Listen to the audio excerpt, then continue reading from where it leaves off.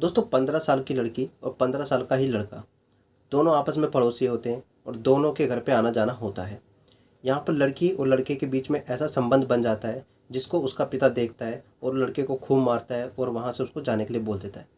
दरअसल ये जो मामला है ये उत्तर प्रदेश के कबीर नगर का है। यहाँ पर दो लोग आपस में पड़ोसी होते हैं। लड़की का नाम यहाँ सीमा होता है और लड़के का नाम राहुल होता है। यहाँ पर हमने दोनों के नाम चेंज कर दिए क्योंकि दोनों नाबालिग होते हैं। दोनों साथ में ही बड़े होते हैं क्योंकि दोनों ही पड़ोसी होते हैं और दोनों सेम ही स्कूल में जाते होते हैं। तो यहाँ दोनों का खेलना साथ में होता है। जब दोनों खेलते हैं तो धीरे धीरे इनके जो चीज़ें होती हैं वो आगे बढ़ती चली जाती हैं और दोनों में प्रेम संबंध स्टार्ट हो जाता है। दोनों एक दूसरे की तरफ आकर्षित होना स्टार्ट हो जाते हैं। जैसे वो किशोर अवस्था में आते हैं तो लड़की और लड़का आपस में मिलना स्टार्ट कर देते हैं। ये बात लड़की के परिवार को और ना ही लड़के के परिवार को पता होती है। जब गर्मी का टाइम आता है तो लड़की अकेली सोती है और उसके घर वाले ऊपर छत पर सोते होते हैं गर्मी के टाइम पर। तो यहाँ पर लड़का उसके घर पर जाकर रात में उससे मिलता है और कभी जब लड़की को मौका मिलता है तो वो उसके घर पर चली जाती है, लड़के के घर पर।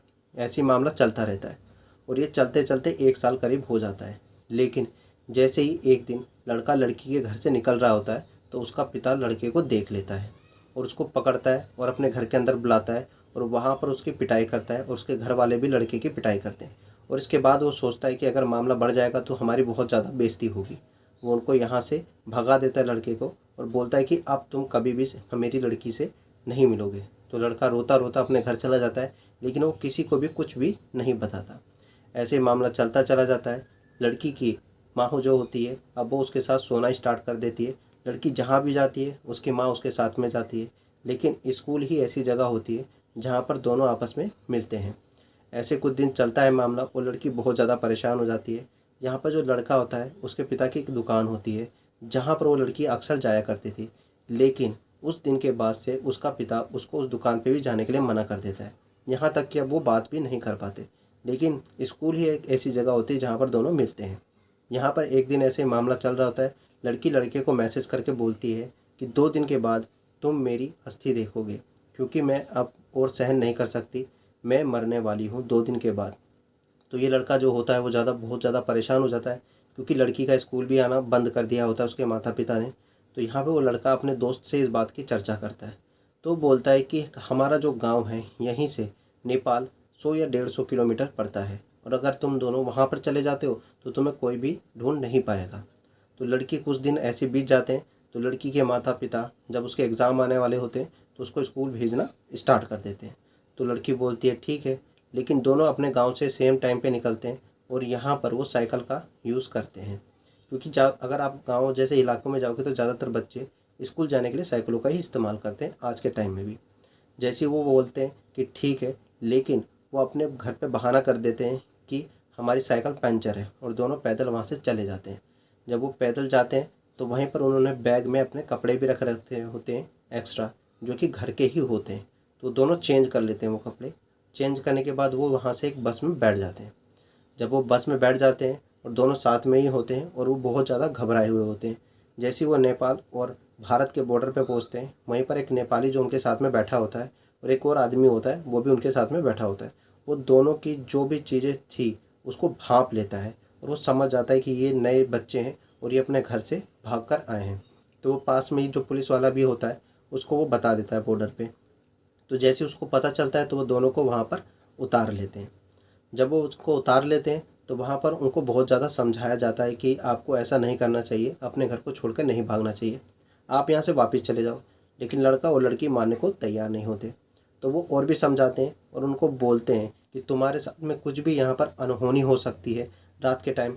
मान लो अगर तुम यहाँ से जा रहे हो, तुम्हारे साथ ना होकर कोई तुम्हें लूट ले या तुम्हारा पैसा ले ले या तुम्हें मारे या तुम्हारे साथ कुछ ना हो, लेकिन इस लड़की के साथ में कुछ गलत हो सकता है रात में। लड़की के लिए ये सेफ़ जगह नहीं है। तभी भी वो लड़का मानता नहीं है, वो ज़िद पे अड़ जाता है, बोलता है जो भी होगा देखा जाएगा।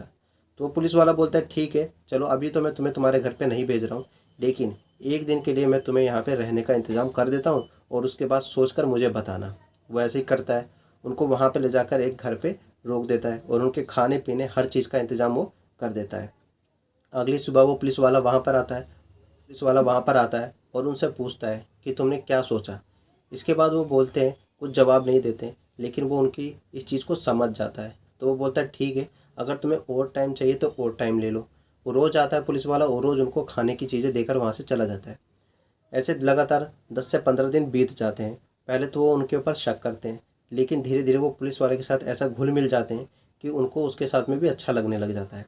ऐसे बीतते बीतते वो डेली आता है पुलिस वाला और डेली उनसे पूछता है। ऐसे ही महीना बीत जाता है। तो बहुत समझाने के बाद वो लड़का मान जाता है कि ठीक है, हम अपने घर जाएंगे। लेकिन हम अपने घर कैसे जाएं, क्योंकि हम वहाँ से भाग कर आए हैं और हमारे फैमिली वाले भी हमें अपने घर पे नहीं रखेंगे। तो ये बात वो बोलता है कि ठीक है, आप ऐसा मत सोचो, मैं बात करूँगा तुम्हारे घर वाले से। तो लड़की डर जाती है कि अगर वो घर वाले से बात करेंगे तो फिर तो बहुत ज़्यादा दिक्कत हो जाएगी। तो बोलता है नहीं, तुम्हारे घर वालों को भी समझाया जाएगा। तो कैसे ना कैसे करके उनके घर वालों से संपर्क किया जाता है और वहाँ पर उनको बुलाया जाता है। लेकिन यहाँ पर जैसे उनके घर वाले आते हैं, 2-3 लोग लड़की वाले के साथ में आते हैं और 2-3 लड़के वाले के साथ में।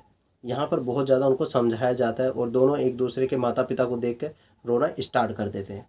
और बहुत समझाने के बाद वो पुलिस वाला भी उनको बोलता है कि आप इनको मारना पीटना मत, नहीं तो ये घर से फिर भाग जाएंगे, या और भी कुछ ऐसी चीज़ें कर सकते हैं जिससे आपको बाद में पछताना पड़ जाए। वो साथ में उनको ये भी समझाता है कि जो भी आपका प्यार है या जो भी चीज़ें हैं, इसके लिए आपकी पूरी उम्र पड़ी है, लेकिन इससे पहले आपको अपने करियर की तरफ ध्यान देना चाहिए। और उसके बाद वो लोग वहाँ से चले जाते हैं।